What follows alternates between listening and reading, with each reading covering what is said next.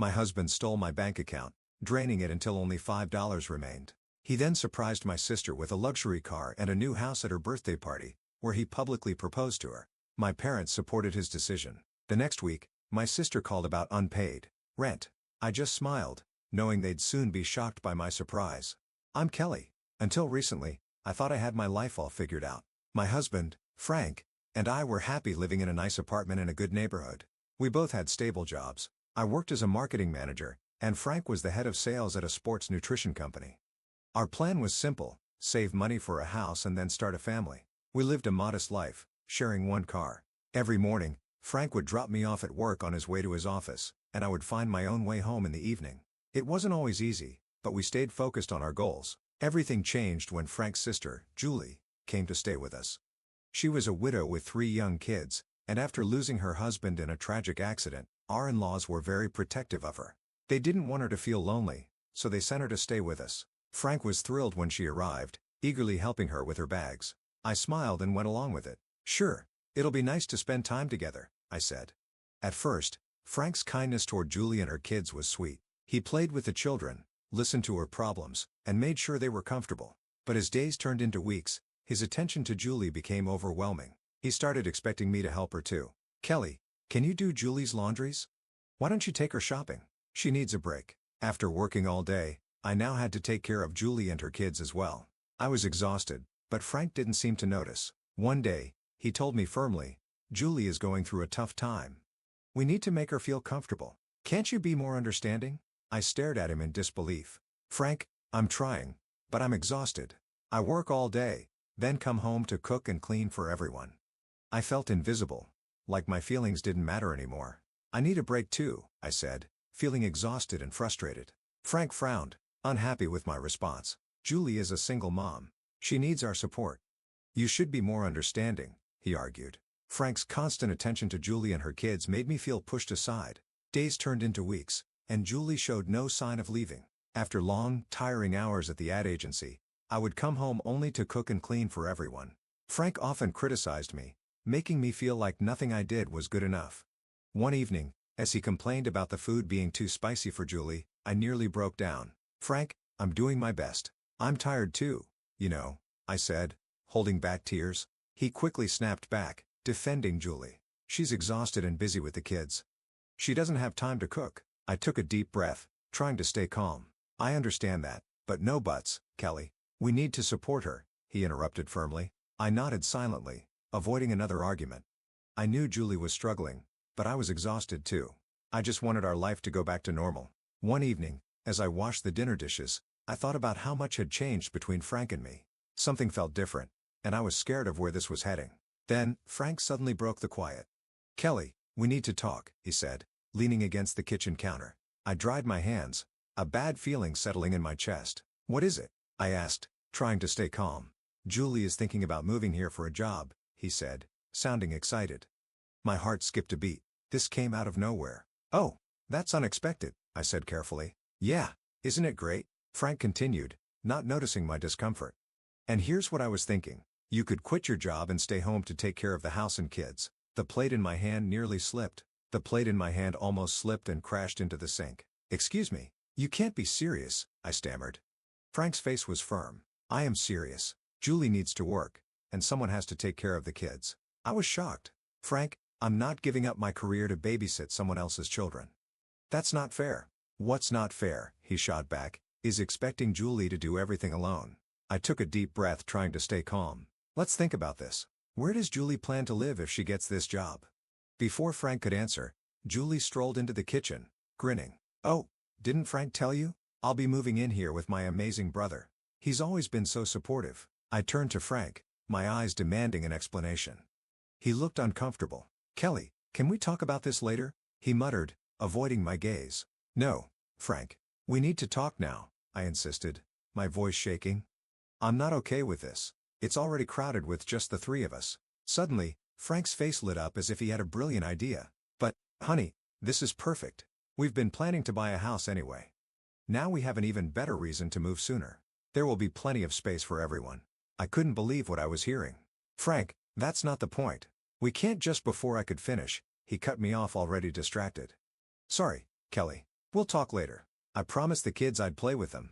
And just like that, he was gone, leaving me standing there, speechless. From that day on, things changed. Frank stopped driving me to work, always with the same excuse. Sorry, babe, I'm really busy this morning. I knew something was off, but I had no proof. I was now dealing with my commute alone, on top of everything else. One afternoon, I came home early, hoping to rest and maybe cook dinner in peace. But as soon as I walked in, I was met with chaos. Julie was lounging on the couch, glued to a reality TV show, while her kids ran wild. Julie, I said, trying to stay calm. What's going on here? She barely looked up. Oh, hey, Kelly. The kids were bored, so I let them play. I glanced around in horror. The walls were covered in crayon scribbles. The sofa had strange stains. My beloved houseplants were knocked over, dirt scattered everywhere. This isn't playing, Julie. This is destroying our home, I said, struggling to hold back my frustration. I spoke to Julie, but she just shrugged and turned back to the TV. They're just kids, Kelly. Relax, she said. I took a deep breath, silently counting to 10. Trying to steer the conversation in a better direction, I asked, Julie, Marty looking for a job? Any luck? She waved her hand dismissively. Oh, I've sent my resume to a bunch of places, but nothing good has come up. They all want too much work for too little pay. I'm not that desperate. I clenched my teeth, holding back my frustration. Of course, she wasn't desperate. She was living comfortably in our home while Frank and I paid for everything and handled all the chores. That night, as Frank and I got ready for bed, I tried to talk to him again. Frank, we need some rules. Julie can't just let the kids run wild, and she needs to help with the housework. Frank sighed, clearly annoyed. Kelly, she's going through a rough time. Can't you give her a break? A break? Frank, I have been giving her a break for weeks. Our home is a disaster. I'm doing everything, and somehow, I'm the bad guy for asking for help. Keep your voice down, he muttered. You'll wake everyone up. I know it's not perfect, but she's family. We have to stick together. Later, as I lay in bed listening to Frank's steady breathing, I couldn't help but wonder, when did stop being part of this family? And how much longer could I live like this? Days passed, then weeks. The house only became more chaotic. Frank acted as if nothing was wrong, completely ignoring the mess and stress his sister and her kids were causing. Anytime I tried to bring some order, Julie would run to Frank with complaints. One evening, I overheard her talking to him, pretending to be concerned. Frank, I don't think Kelly likes the kids. She's always telling them off and making them clean. They're just children, you know? I waited, hoping Frank would defend me, explain that asking for basic cleanliness wasn't unreasonable. Instead, I heard him sigh. I'm sorry, Julie. I'll talk to her. That night, Frank confronted me in our bedroom. Look at this place, Kelly. It's a mess. If you can't handle it with the kids around, then maybe. I tensed, already dreading what he was about to say. Maybe what, Frank? I cut in. Maybe you should quit your job. If you stayed home full time, you could keep things in order and wouldn't have to stress about the kids. I stared at him, speechless. I let out a bitter laugh, a mix of disbelief and anger. So, now, expecting kids to clean up after themselves is child labor? Frank, do you even hear yourself? But he wasn't really listening. He had been pushing this idea for a while, and honestly I was tired of fighting it. You know what, Frank? Fine. You want me to quit? I quit, I said. But in my mind, I was already forming a different plan. His eyes widened in surprise. Really? You mean it? I nodded. Yep. I'll call work tomorrow, and let them know. Frank's face lit up with a huge grin, and he hugged me tightly, not even noticing how stiff I was. Oh, Kelly, this is amazing. You'll see. Everything will be better now. The next day, I did call work, but not to quit. Instead, I explained to my boss that I needed some personal time to sort things out at home. I hinted that changes were coming, but didn't give too many details. Luckily, I had recently trained an intern who was ready to step in, and my boss was supportive. I requested 1 month of unpaid leave. When I told Frank that I was temporarily leaving my job, he beamed with pride. He even exchanged a knowing look with Julie, as if saying, "See, I knew Kelly would understand the importance of family." Watching them celebrate, I felt like an outsider in my own home. But, I reminded myself, this was only for 6 months. I needed time to see how things would play out, to see if Frank would finally realize the problems in our setup. The next morning, Frank kissed my cheek before heading to work. "Have a great day at home," he said, fully confident that I would handle everything just fine. I forced a smile, waved him off, then turned to face the chaos inside the house. Julie was sprawled on the couch, remote in hand, while her kids ran wild. From that day on, my life became an endless cycle of cleaning, cooking, and childcare. Each morning, I woke up at dawn to prepare breakfast, pack Frank's lunch, and spend the rest of the day scrubbing, washing, and running after Julie's kids. Meanwhile, Julie treated every day like a vacation. She often left the house to shop or meet friends for coffee, casually dumping her kids on me without a second thought. As the days blurred together, I found myself watching Julie drive off in Frank's car while I stayed stuck at home, drowning in housework and childcare. Frank, on the other hand, seemed completely unaware. He would come home, give me a quick peck on the cheek, and casually ask, "So, how was your day?" As if this was the life I had chosen. I had always dreamed of building a life with Frank, not sacrificing everything for his sister's comfort. One evening, as I served a dinner, I had spent hours preparing, while Julie took a nap. Frank casually announced that Julie's birthday was coming up. He had planned something special and told her to keep the evening of the 14th free. On her birthday, we all drove to Polo's Mexican, the most expensive restaurant in town. It was a place Frank and I had once dreamed of visiting for our anniversaries but had always decided against to save money for a house. When we arrived, Frank's parents were already there. They greeted Julie warmly, showering her with attention, while barely acknowledging me. As we sat down, I felt more like an outsider than a guest at the celebration. The entire dinner conversation revolved around Julie, her struggles, her strengths, her dreams. I stayed quiet, feeling more invisible with each passing moment. After the main course, Frank stood up and tapped his glass for a toast. He spoke about how strong and resilient Julie was, saying how much he admired her. The room filled with applause. Then, he reached into his pocket and pulled out a small box. For a brief second, my heart leaped. Could this be for me? Was he about to show his appreciation for everything I had done? But as he turned toward Julie, my excitement vanished. "Julie, I know you've been struggling to get around with the kids," Frank said. He opened the box, revealing a set of car keys. "Happy birthday, sis. Here's your very own car, just like you always wanted." The room erupted in cheers and applause. Julie jumped up and hugged Frank tightly. "Oh my God, Frank, I can't believe this. You're the best brother ever." Meanwhile, I sat there, frozen, my mind racing. A car? He bought her a car? Memories flooded back. So many times I had told Frank that we needed a second car. Every single time, he had dismissed it, saying we needed to save money for our house. I swallowed hard, trying to stay calm. "Frank," I started, my voice shaking. I looked at Frank and asked, "Why did you buy such an expensive gift for Julie?" The room went silent. Everyone stared at us. Frank's smile faded slightly. "Well, Julie really needs a car. It's hard for her to take the kids to the park or the doctor, and she'll need it when she starts her job." His words hit me like a slap. "And what about us? I've been asking for a second car for months." Frank's face hardened. "Kelly, you're home all day. You don't need a car." His dismissive tone felt like a punch to the stomach. How much did this car cost Frank? He shifted uncomfortably. $45,000. The room seemed to spin. $45,000? Your sister needed this car, but I didn't. My patience was gone. I had sacrificed my job, my dreams, and my identity for this family. Frank's face turned red with anger. "If you're going to be so selfish and difficult, fine.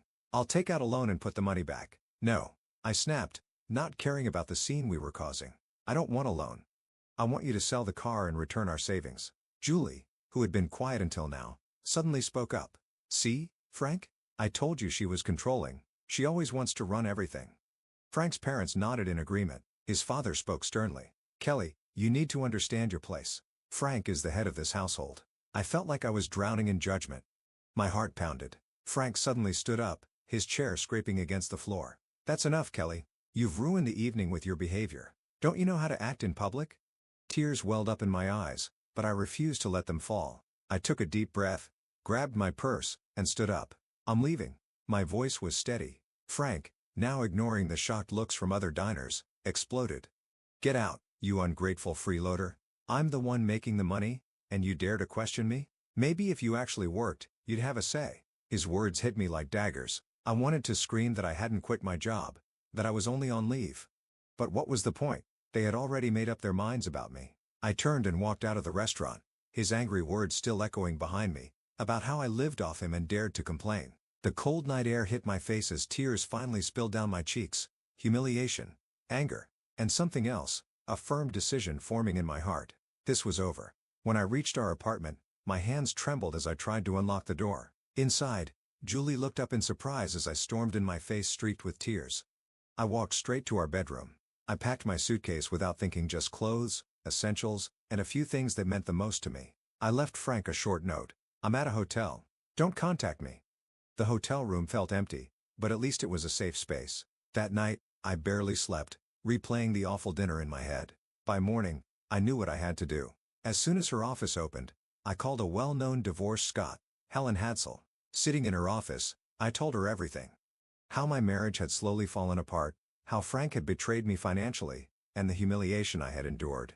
Julie listened carefully, taking notes. Based on what you've told me, you have strong grounds for divorce, she said when I finished. Determined to start fresh, I found a small apartment near my job and asked to return to work early. My boss quickly agreed. As I settled into a new routine, I hoped for a peaceful divorce. I didn't want revenge, just fairness. During our first mediation session, I kept it simple. Let's handle this calmly. Just return the money you used for your sister's car, and we can split the rest of our savings equally. Frank scoffed. That car was a gift. You're being unreasonable. It soon became clear we weren't going to settle this easily. After several frustrating meetings, I realized we would have to take it to court. The next few months became a blur of legal battles. Frank fought me every step of the way, trying to make me look bad. Finally, after what felt like forever, the judge made her decision. Mr. Johnson used shared funds to buy a car for his sister without his wife's consent. This was unlawful. He must repay Mrs. Johnson half the car's value and cover all legal fees. Relief washed over me. This wasn't just about money, it was about justice. About being heard. About standing up for myself. Frank was furious as we left the courthouse. I hope you're happy, he hissed. You're just greedy. In the weeks that followed, he obeyed the court order. He transferred the money to my account, though he had to take out a loan to do it. I felt no guilt. His choices led us here. Now, we were both dealing with the consequences. 4 months after the divorce, I had finally found peace. My little apartment was calm and quiet, the complete opposite of my old life. I reconnected with old friends, threw myself into my job, and even started a small herb garden on my balcony. For the first time in a long time, I felt happy. One quiet Thursday, a knock at the door startled me. Peeking through the peephole, my heart skipped a beat. Frank. He looked tired, messy, and anxious. Curiosity got the best of me, and I opened the door. Kelly, he said, his voice rough.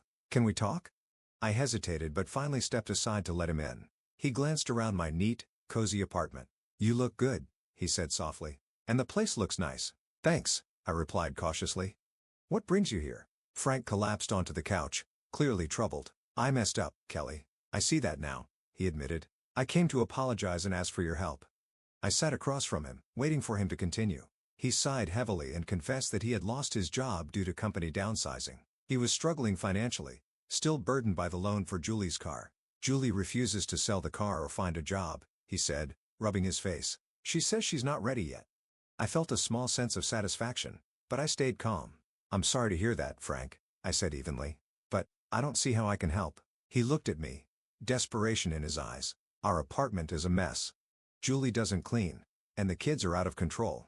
We're at risk of eviction because of the mess and noise. He exhaled shakily. I finally understand. Julie isn't just struggling. She's using me, and I let it happen.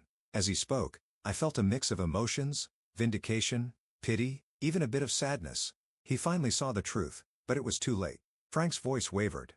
I want a fresh start, Kelly. I know I don't deserve another chance, but I miss us. I've learned so much. Maybe with your help, we could fix things. For a moment, his words took me back to the early days of our marriage, our shared dreams, our plans for the future. But then, the pain of his betrayal, the humiliation, and all those months of feeling unseen and unappreciated came rushing back. I took a deep breath. Frank, I appreciate your apology, and I'm sorry for what you're going through. But I can't go back. His face fell, but he didn't give up. Kelly, I've changed. I see everything so clearly now. I spoke softly, but firmly. And I've changed too, Frank. These past few months have shown me my own strength and what I deserve. If you could betray me once, what's stopping you from doing it again when things get hard? I wouldn't, he insisted. I've learned my lesson. Maybe you have, I said gently, but that doesn't change my decision. I nodded. Maybe you have, but that doesn't change the fact that I've found happiness and freedom on my own. I enjoy making my own decisions without worrying about a partner who didn't appreciate me. Frank's shoulders slumped in defeat. So, there's no chance for us? He asked quietly. I stood up, signaling the conversation was over. It's best you leave, Frank. I really do hope things get better for you, but I'm not the solution. You need to rely on yourself and make your own choices. He nodded slowly and walked to the door. Before leaving, he turned back one last time. I really am sorry, Kelly, for everything. I know, I said softly. Goodbye, Frank. As I closed the door behind him, I leaned against it and let out a deep breath. A rush of emotions filled me: sadness for the dreams we once had, a small sense of triumph that he finally saw his mistakes. But more than anything, I felt free.